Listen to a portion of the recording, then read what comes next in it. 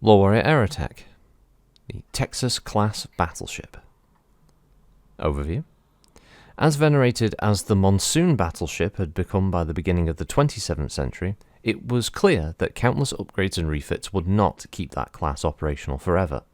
Ships built for the private navies of the member states, such as the Free Worlds League's Atreus-class battleship, rivaled the monsoon's firepower and were easier to build and maintain.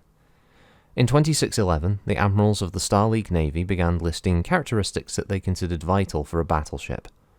First and most was the need for more speed. During the monsoon's career, engine technology had made great steps forward in thrust capabilities, size, and serviceability. Increased protection was another important requirement for this new ship. Weapon technology had also advanced since the monsoon's creation, leaving what had now been considered ample armour suspect. Lastly, the Star League Navy wanted a new ship to carry the largest and most advanced weapon systems capable. After a lot of competition between shipbuilders, the admirals of Warship Subcommand deliberated and awarded the contract to Crester's Ship Construction in late 2616. The design they came up with was the Texas. Capabilities. The ship's hull took advantage of the new technologies. The lighter and stronger armor plating, a product of synthetic metals and battle mech armor research, rides a frame that was less likely to succumb to stresses, yet still allowed more room for the ship's systems and crew. The communal XXX designed by the Nirasaki Computers Collective is one of the largest computers ever built, as powerful as planet-based machines that control communications and power grids. The Texas carries a powerful array of weaponry, the most spectacular being the 2 Winchester Boeing autocannon, with a muzzle diameter of almost 2 meters. These autocannons can throw 1.2-ton shells hundreds of kilometers with great accuracy. The size of these projectiles limits the number it can carry as one of the ship's few faults. The ship has 6 missile launchers that can fire any size missile, and it can carry 40 fighters. Along with the PPCs and lasers, this assortment gives the Texas battleships a fearsome offensive capability. This weaponry and strength, combined with the maneuverability provided by its 3 Rolls Kraken engines, make the Texas battleship one of the most potent vessels of its time. Construction of a Texas battleship, although aided extensively by the automation process, takes 18 months, almost twice the time needed to build the monsoon. As a result, Crester's ship construction turned out only 52 of these vessels. Subsequently, a couple of these were killed or knocked out during the Exodus Civil War, but most of them actually survived the Amaris Civil War and left with the Exodus fleet, with numerous examples of them either being cannibalized or used for other ships, but a few of them still remain with the clans as command vessels. But the actual stats of a Texas class: they mass 1.56 million tons. They have a crew of 702. The Kearney Fukita drive is the KF Tiger 1. It has 3 Rolls-Royce Kraken engines for interplanetary travel. Its hull is the Galadin SYN. It's 1,209 meters long, 1,375 meters sail span. It has 6 dropship capacity in total. So not only is it a very capable battleship, it can also carry several assault dropships as well. It has 40 aerospace fighters and 16 small crafts, that can be shuttles and all that. It has the Panthex YM1 armor plating, and it's armed with 16 Sunspot 3L naval PPCs, 4 Killer Whale missile tubes, 2 Winchester Boeing autocannons, and 48 Omicron 45 series heavy naval lasers, rounded out by 6 Maelstrom AR-12 missile tubes. It's manufactured by Crester's Ship Construction. Its communication system is the Pathfinder 43CD, and targeting and tracking is Morsat. Now, Morsat is a fantastic brand, unfortunately no longer in production.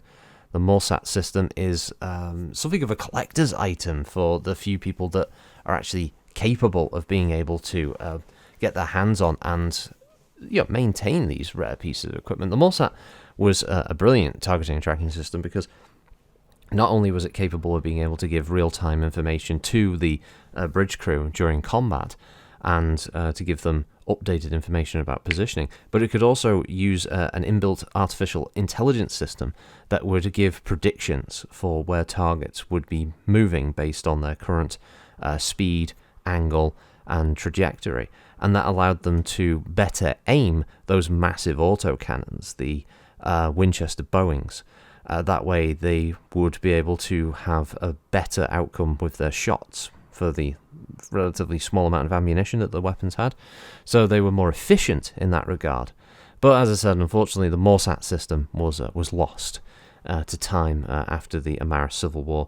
And even with the reintroduction of Lost Tech, unfortunately, through the Helm Memory Core, the Morsat system was not picked up. And as I said, I believe there's only 2 working examples of this still in existence in the entire Sphere.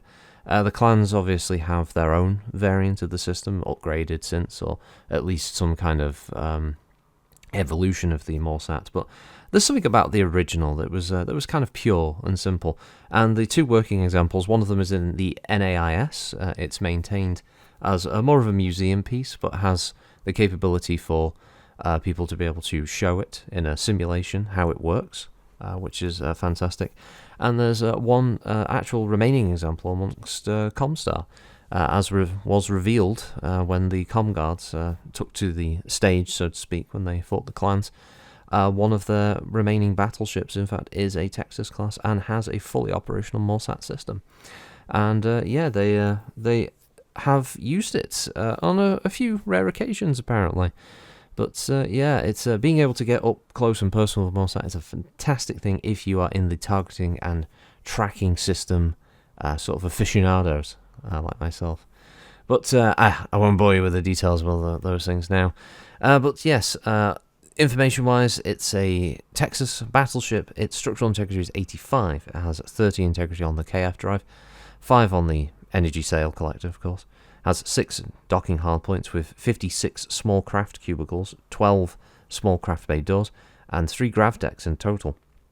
It has a thrust of 3 and overthrust of 5, which is pretty respectable actually when you consider the size of the vehicle.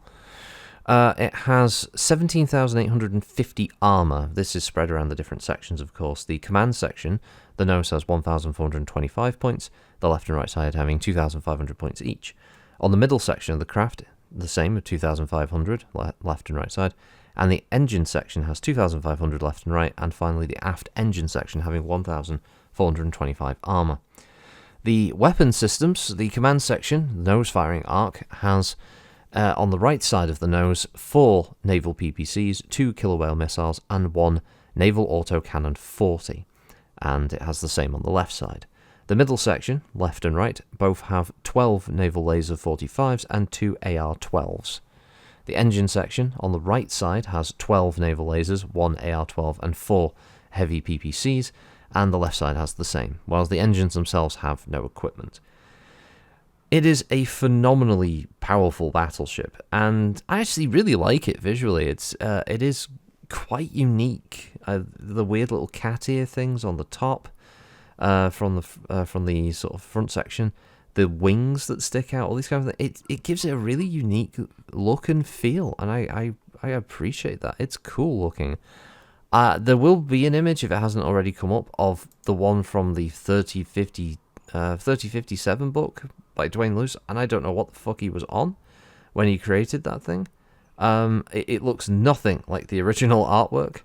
I have to assume that that's one of the clan refits of the machine. I honestly don't know, but it's fucking horrible compared to the original artwork, which I think is also his art. I think. I'm not 100% sure, but it is from the original TRO 2750 art looks really good, and then that version is just horrific. So I don't know what happened. But yeah, that's the Texas class battleship. It's a brute, and I'll just leave it there. Have a good one, everybody. Thanks for listening as always. I'll catch you in the next one. Bye bye.